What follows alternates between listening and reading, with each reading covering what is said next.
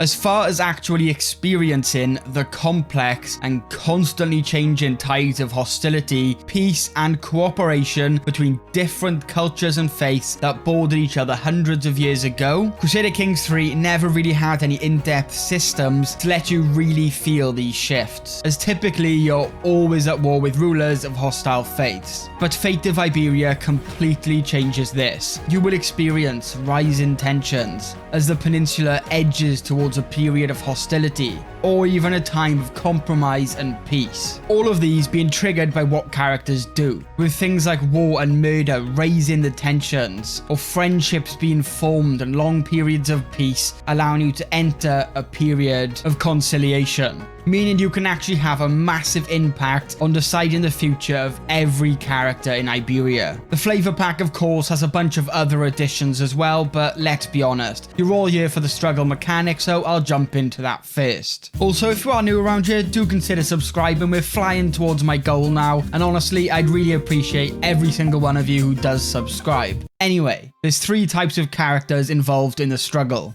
Involved characters, interlopers, and uninvolved. Involved being the most important. They are actively engaged in the politics of the region, meaning their culture and faith are involved, which can be seen with this nice list, and they have most of their land in the struggle region. They will also end up with most of the current phase effects, but we will get into that a little bit more in just a second.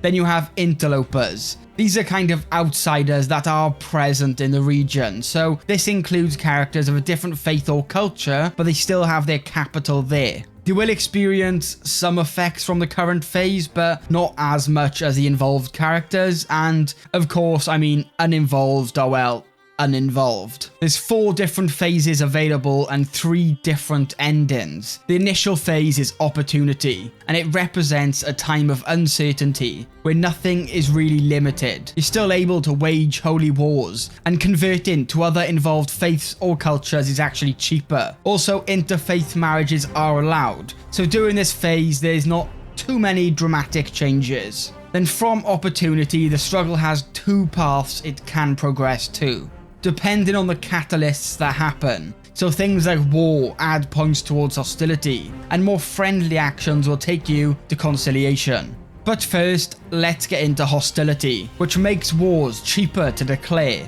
lets all the people in the region use forced vassalization casus belli, cheaper mercenaries, and honestly just the whole lot. And being paired with lower cultural acceptance makes for some really fun moments if you enjoy absolute chaos, as everyone will be constantly warring each other. Or you could go the opposite way and end up in the conciliation phase, which makes wars a fair bit more expensive to do, as well as removing the invasion and conquest casus belli completely. But the really cool part about this is that there's some really big buffs to building and development growth, so it's the perfect time to use this possibly short period of peace to build up a prosperous realm. And the final phase, which is entered from either hostility or conciliation, is compromise, which wants to further push for more peace and more acceptance, as things like white pieces are more likely to be accepted, as well as once again having some cheaper building costs and that kind of thing. But this loops all the way back to the opportunity phase, and this loop will continue forever,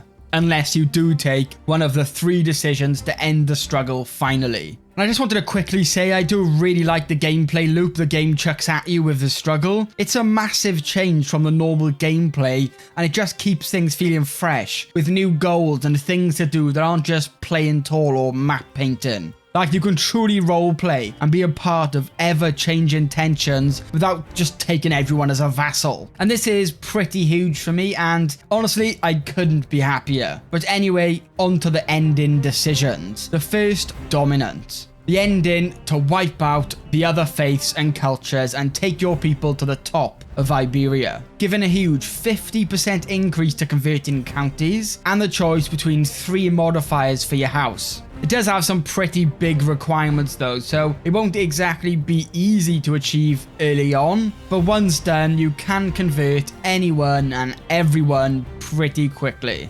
The next is status quo, the ending for compromise, and it probably has the biggest changes. Firstly, every duchy will become its very own de jure kingdom, and every kingdom with more than 5 counties becomes its own empire title.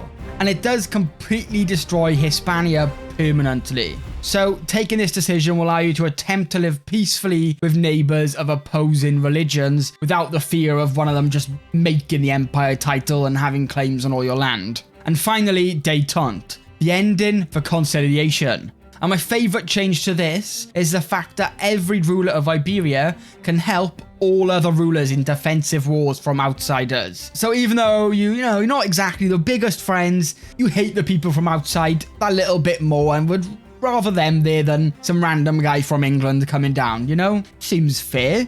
But there's also some nice bonuses to cultural acceptance and a house modifier, making learning languages easier to do. And that's sort of the basics of the struggle. Of course, I don't want to bore you and just read out each individual modifier, but there's a lot to this mechanic, and I'm really excited to see how it can be tweaked and used within other regions in the future. They've kind of talked about it in the dev diaries a little bit. Obviously, it's not confirmed. Then again, there's also the possibility for mods to use this, and if they do, it could create some really awesome scenarios. But apart from that, there is a bunch of other changes as well. The most notable though is the 2 new dynasty trees for characters in Iberia. And they're actually insane. Maybe some of the most powerful in the game, especially Metropolitan. And if you play tall, this is the legacy for you, no doubt. A new line of traits become available to characters who are educated in a high development county. And at level 4, this trait gives a nice +4 stewardship and learning, as well as a new decision that can add more building slots in cities. And to make it even more broken, you can make every single city at a +20% more development growth to a holding, and it stacks. So that's a lot of development you're going to be getting.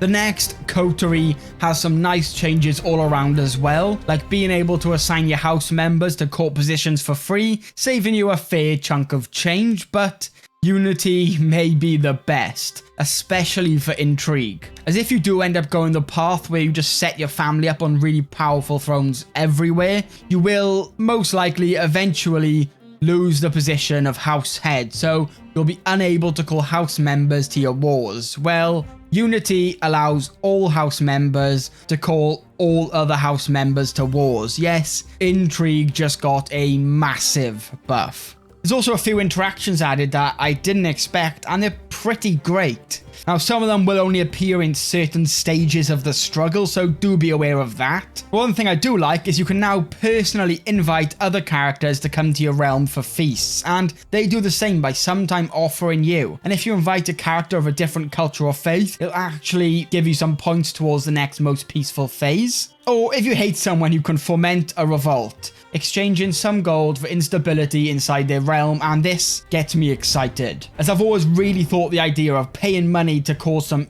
instability or revolts or just things to go wrong in other people's land without actually having to fight them could be really cool, and it is. Also, you can now kind of be a mercenary, I guess, as you can offer to join in somebody else's war, and if you win with them, they have to pay you 100 gold. And the AI will actually often offer this to you as well once you start your own wars, which can be really useful if you just need the extra manpower. But, of course, the main change.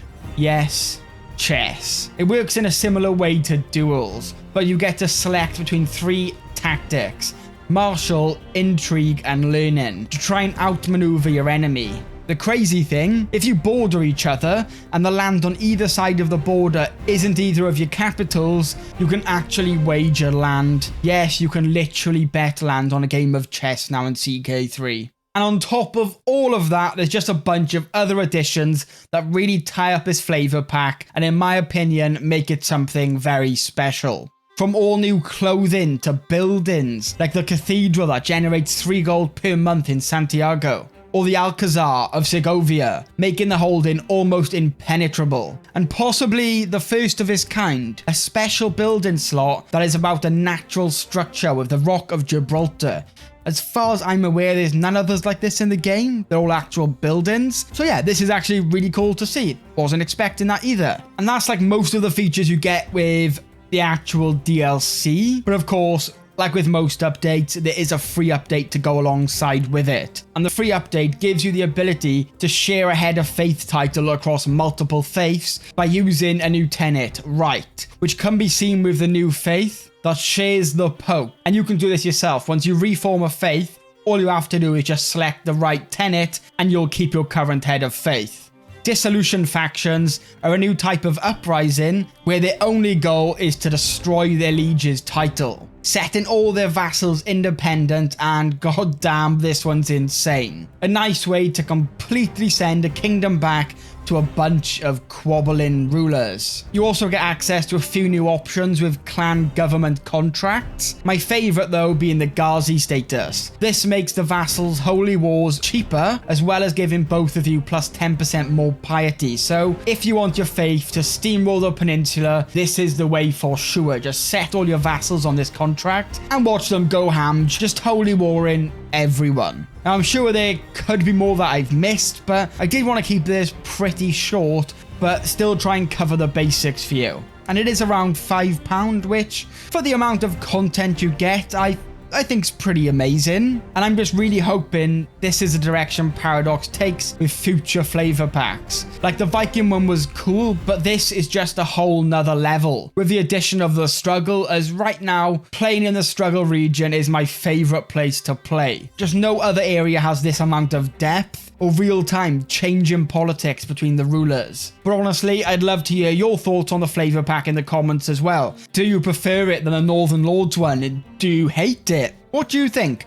Let me know. And if you like this video, consider checking out my video where I go over 5 things we want added to CK3. And let me know in them comments if you agree or disagree. But thank you all so much for watching. I'm going to end the video with a massive thank you to Intermia1, Harold Volmer, Victor Voss Anderson, and Random Icelander.